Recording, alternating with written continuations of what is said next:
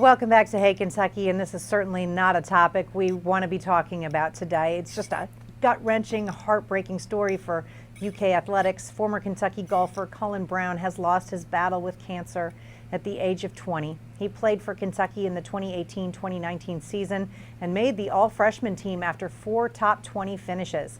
Last year, Brown was given an exemption to play in the Barbasol Championship, where he tied for 53rd. Shortly after that, he was diagnosed with bone cancer and left school to concentrate on his health. And Keith, cancer took him less than a year later. It's just gut-wrenching. I mean, he was an incredible person, first and foremost. He loved to barbecue. He had a special rub he used that he loved to barbecue with, helped out at churches and events.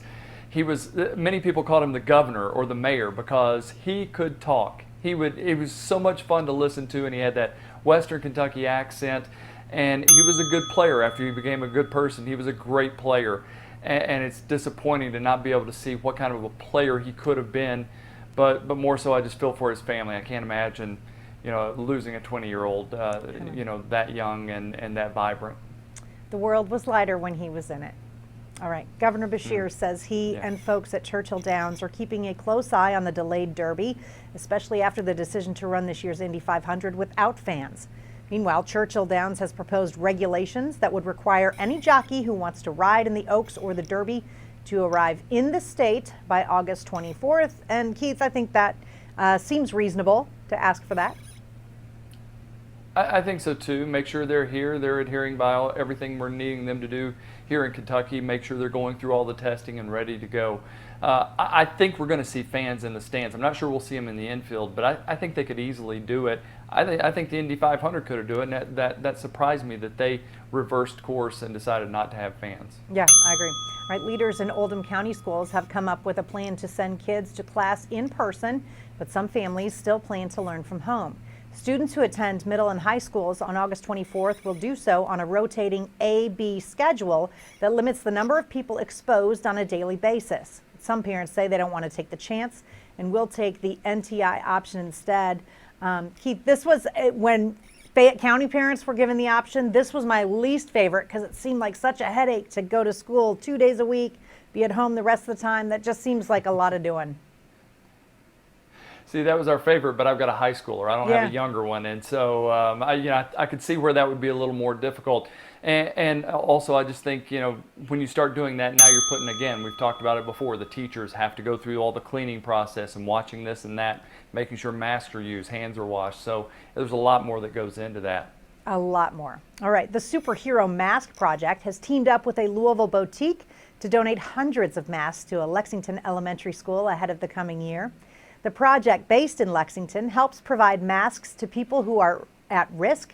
Picadome Elementary received 670 masks for the students and staff to use, even though students will start the school year with NTI work. This is great.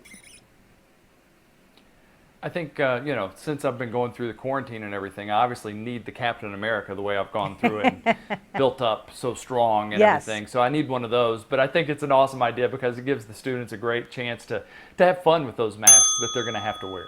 I am definitely the Hulk. I have raged during this. Yeah. State-of-the-art glamping site is coming to Grant County. Bespoke Campgrounds announced the groundbreaking for Kentucky's newest travel destination called Camp Bespoke. The $3 million facility will sit on 31 acres in Williamstown.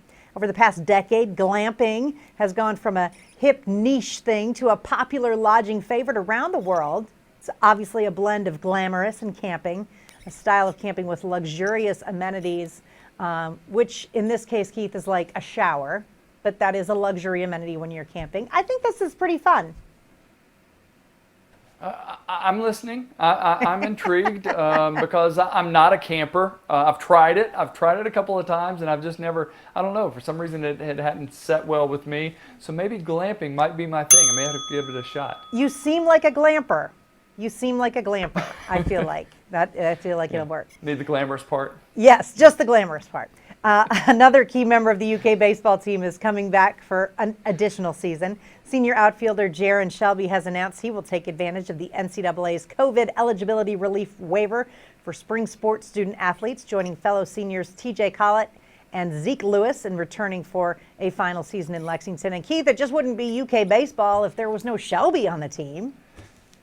I mean, they've been doing it for like 25 years or something like that, so it feels like it anyway. But yeah, I got to talk to him back in the spring when he graduated, and he said, hey, if things don't go the way I want in a draft, then yeah, I may think about coming back. So happy to have him back, and if they can get a few more, I'm just glad they get that extra chance since they'd lost a chance in the past spring to come back and play again. Absolutely.